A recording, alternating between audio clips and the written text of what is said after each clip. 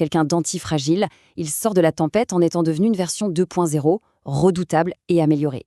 Bonjour tout le monde et bienvenue dans cette session. Alors aujourd'hui, on va décrypter un concept qui, je vous le garantis, a le potentiel de littéralement transformer votre façon de voir le monde, de gérer vos échecs et même de vivre votre stress.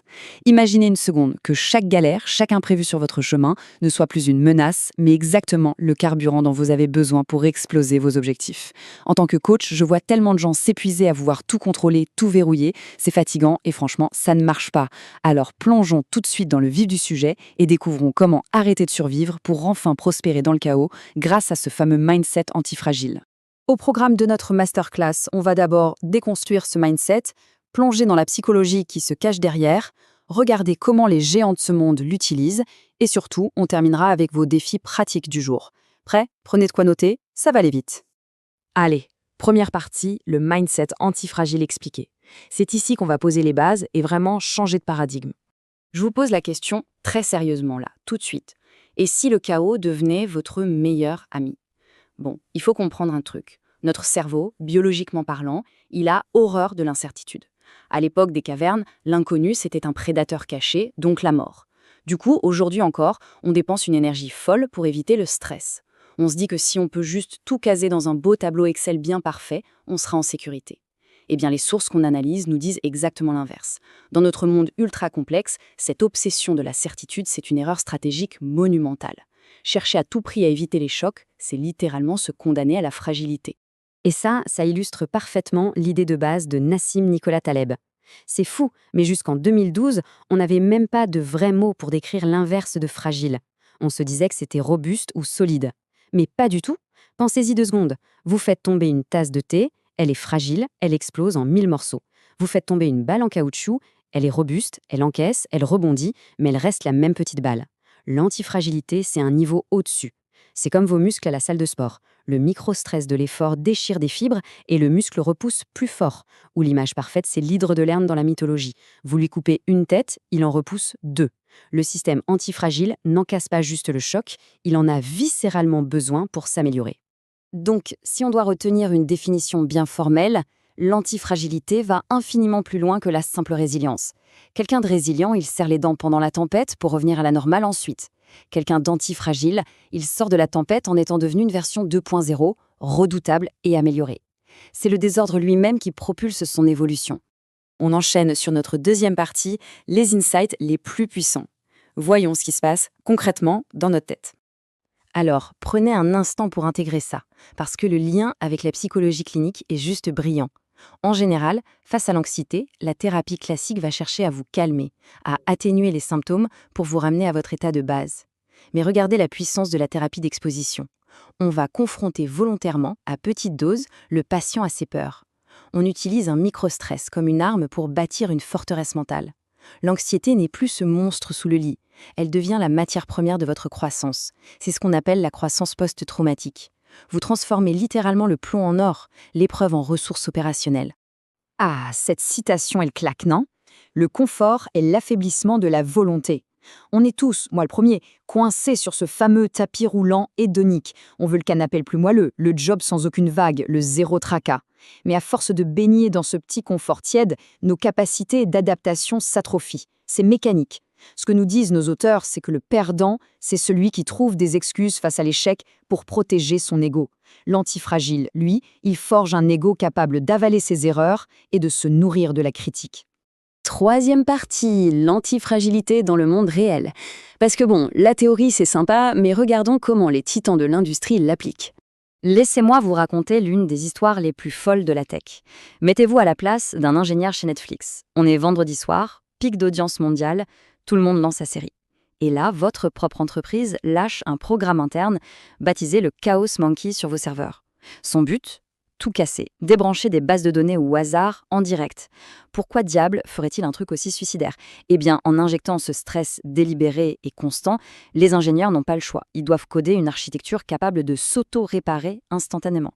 Le résultat, c'est que quand une vraie panne massive frappe le web, Netflix continue de tourner sans le moindre accroc. C'est l'immunité absolue par le chaos.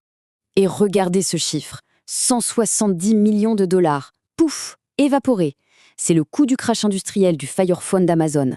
N'importe quelle entreprise normale aurait paniqué, viré tout le monde et enterré le dossier dans les archives.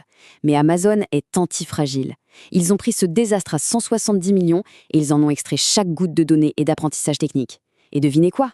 Ces leçons acquises dans la douleur ont servi de fondation à AWS, la branche cloud d'Amazon. Le Fire Phone, c'était la tête coupée de l'hydre. AWS, qui génère des milliards de profits aujourd'hui, ce sont les têtes qui ont repoussé. Bam! Mais le truc génial, c'est que ce n'est pas limité à la Silicon Valley, c'est une loi de la nature, tout simplement. Votre système immunitaire a besoin d'affronter des bactéries tous les jours pour être au top. Si vous vivez dans une bulle stérile, le moindre rhume vous met KO. Vos os ont besoin de la contrainte de la gravité pour rester denses. À l'échelle d'une forêt, un petit incendie, ce n'est pas une anomalie, c'est du feedback. La nature détruit le fragile pour rediriger l'énergie vers le robuste. Allez, on passe à la section 4. On ramène ça à vous. Comment s'adapter au quotidien face à notre propre chaos? Votre premier outil ultra pratique, la stratégie des haltères. Visualisez vraiment une barre de musculation avec des poids énormes au debout et rien au centre. L'idée, c'est de gérer votre vie pareil. D'un côté, une sécurité absolue, presque paranoïaque. Un bon matelas d'épargne, des compétences solides, une santé de fer. Et de l'autre côté, vous prenez des risques massifs, des paris fous mais calculés, où le risque de perdre est petit, mais le potentiel de gain est infini. Lancez ce fameux projet de passion le soir. Testez un truc disruptif. Ce qu'il faut absolument fuir, le milieu. Ce juste milieu tiède, ce faux confort qui vous donne l'illusion d'être en sécurité jusqu'au jour où un événement imprévu vous fauche. Soyez ultra prudent et ultra audacieux. Deuxième outil majeur, la via negativa. En français, l'amélioration par la soustraction. Quand on a un problème, le réflexe humain, c'est d'ajouter des trucs. Nouvelle appli, nouvelle méthode, nouvelle réunion. L'antifragilité dit exactement l'inverse. Retirez la fragilité d'abord. On enlève les cailloux de la chaussure. Apprenez à dire non à ces réunions inutiles, fuyez les relations toxiques qui vous vampirisent, soldez vos petites dettes. En soustrayant ce qui vous ralentit, votre résilience va exploser naturellement. Alors ça, c'est le point qui va, je l'espère, vous enlever une sacrée charge mentale.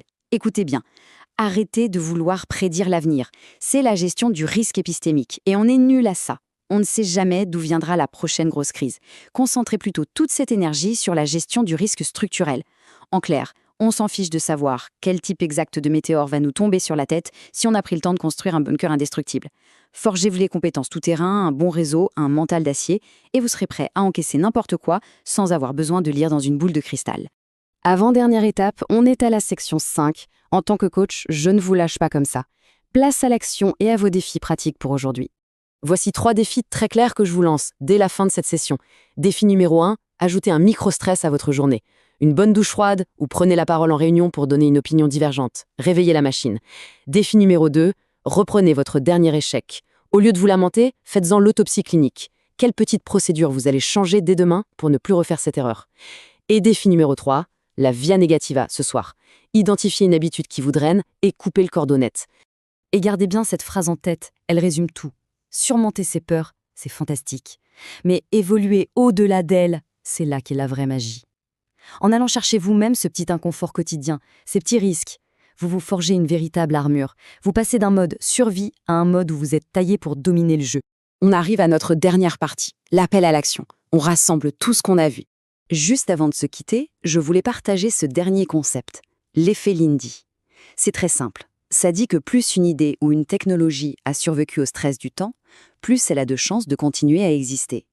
Le temps, c'est le juge suprême, le test d'antifragilité par excellence.